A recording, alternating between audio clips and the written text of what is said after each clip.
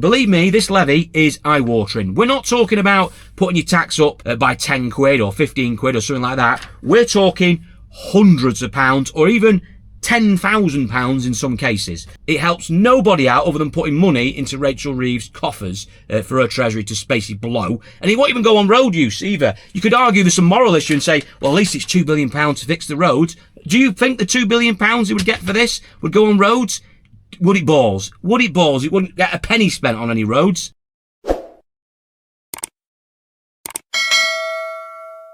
Hey all, welcome back to the Car UK channel. Right, today I want to talk to you about something that has infuriated me once again that I've seen online about the UK car user being taxed again, or the proposal to tax you again on your SUV. So if you own an SUV or thinking of buying an SUV, the government wants more money for you driving your everyday family car. It doesn't think that you're paying enough and that you should be definitely paying more to drive around to get your kids to school or to go on family holidays or to go shopping or get yourself to work. Oh no, you've got to pay more in road tax. Now the article has come out of The Guardian a few days ago, but I've just actually found it online on the This Is Money advert. So I'll put the credits there on screen. And before you ask, no, I don't read The Guardian. That's just where I noticed it before I get accused of being a Guardian reader. But there we are. So this is really interesting because it is effectively targeting UK road users again by introducing a tax or a levy, they're calling it, but it's a tax for owning SUV vehicles. Now it reads, Rachel Reeves urged to hike tax on SUVs in the budget. And it goes on to say that SUV drivers should be taxed proportionally for impact their cars have on roads and environment under the new calls for the Chancellor to target the heaviest vehicles in the upcoming autumn budget. The current vehicle excise duty, or road tax, is providing a haven to SUVs and their owners, which is costing the Treasury £2 billion a year in lost revenue, according to a green think tank. Yes, a green think tank is behind this. It's proposed it to the government, but I've seen this thrown around now today on a number of sites, and even on the news as well, people have been talking about it. So I would not be surprised if this gets introduced, and the government has got a lot of form on messing around with vehicle excise duty over the last 30 years. Not just Labour governments, but also Conservative governments as well, to be fair. They love to tax the road users, me and you going to work, doing our business and basically just getting around from A to B. And what's annoying them is that effectively 30% plus of the cars being sold now are SUVs, which is a massive jump from around 10 years ago. And basically this green think tank has decided that this is a good opportunity to tax one of the largest road users for owning an everyday family car, because we can dress it up to suggest that those weight of that heavy car is destroying our roads, it's bad for the environment, and they should be taxed more. Now that's not the system that we have in place at the moment. We actually have a system of CO2 emissions. So from about 2006, I think, onwards, all cars were taxed. The road tax was based on their emissions. So you could have a big car, but if it had low emissions, you should pay less tax. That's what the system we ended up with. Prior to that, we used to have a system of over 1.6 and under 1.6 litres, which had been used for many decades.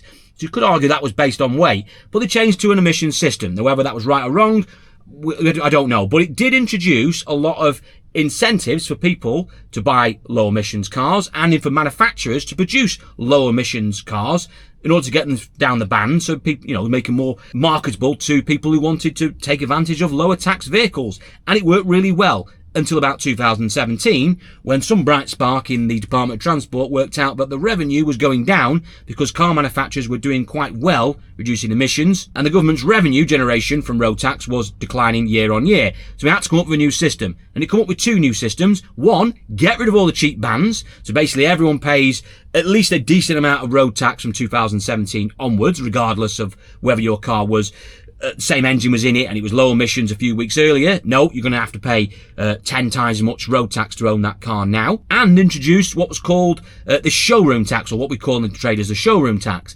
where everything over 40 grand you buy new, you have to pay an additional amount of money and pay it over the first, I think it's 3 or 4 years of ownership. And it is many, many thousands of pounds to own what they'd like to call basically high-end vehicles or expensive vehicles, which was a real choker at the time. It really hurt the car sector, and for good reason, because the showroom tax that was introduced in 2017 on supposedly expensive vehicles at 40 grand was quite a lot of money in 2017 when it was introduced, but nowadays there's quite a lot of everyday cars that you can buy that basically are going over 40 grand. So really, it's unfair. It's not moved with the times, but it's still in place. And there's still plenty of cars you can buy under 40 grand, everyday family cars, that don't incur that tax. You can go and buy a Dacia Duster, or you can go and buy a Nissan Qashqai or Ford Kuga, or whatever you want to buy, brand new, between 20 and 30 grand, a lot of them cars are, and you won't pay that levy. You just pay standard road tax at today's CO2 rate bands. But the government has decided now that you are not paying enough, and it wants to introduce a new levy, as it's calling it.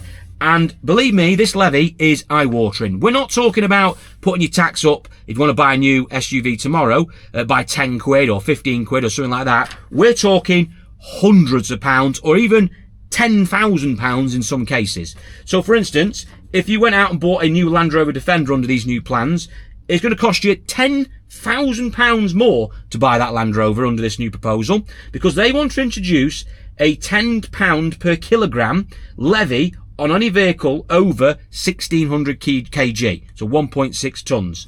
So you could argue that Land Rovers and big Range Rovers or your big Rolls-Royce Wraith should pay more tax. That's a different argument. But for everyday family cars, which a lot of them are going to be over 1600 kilos, to pay 10 quid for every 1 kilo that you're over is frankly criminal. It's just targeting people for having a everyday family car, just like that. Just saying overnight, not good enough, you should pay more. And as well, they're also going after EVs in this. Now, granted, they're going to put the limit up for EVs to 2,000 kilograms, because they obviously have very heavy batteries and they weigh a lot more. But even so, you'd still have a few cars that would come over that amount, so you'd have to pay, again, that levy. So it's targeting all SUVs across the board, whether it's petrol or diesel or even electric. You are going to have to pay this additional levy if they introduce it in the autumn statement. This is absolutely disgusting if they actually try and introduce this. I hope that the Labour government do not introduce anything like this, because it is an absolute killer, not only for the UK car user to having to pay hundreds and hundreds of pounds more just to drive a family SUV, but it also hurts the car sector, which is not exactly doing well at the moment. They're having to be forced to basically sell EV vehicles, which are about 16% of the whole markets at the moment is are electric vehicles, which are not selling anywhere near the level they should be by now.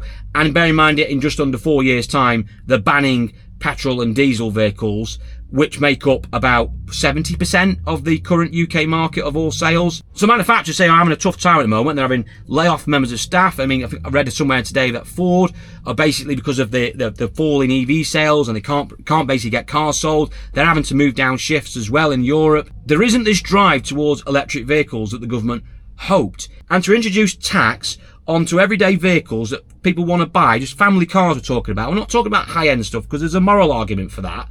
Everyday family cars is wrong. It's basically just trying to find more ways of getting tax out of you and I. Now, I, for one, and I hope you lot agree, that we're taxed quite enough, thank you very much, particularly us road users, and we shouldn't be paying anything more at all. I think we should be left well alone. So we don't need think tanks close to government pushing more agendas on, well, pretending that this is an environmental issue when it's far from it, to get more money out of me and you as a road user.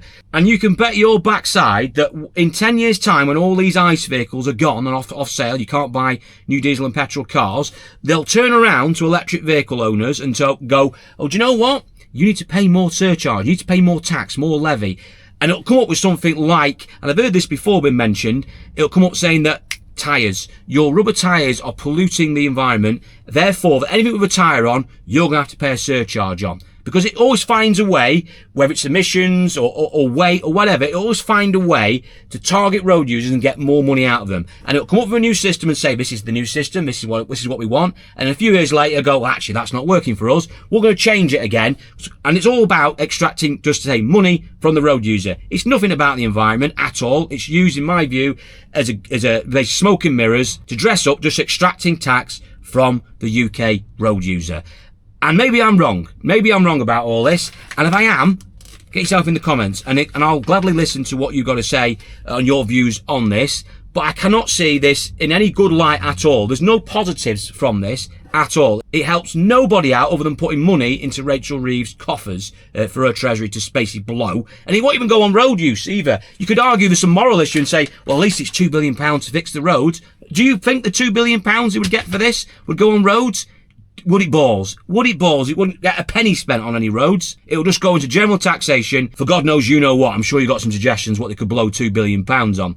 Right, rant over. Thank you for watching this one. I'm going to get back to work now, fixing some cars before Rachel Reeves comes along and finds a way to tax that as well. Now, if you like content like this, then why not check out my other videos? I am a car dealer here in Crewe in Cheshire, and I deal in the cheap end of the UK used car market as a car dealer.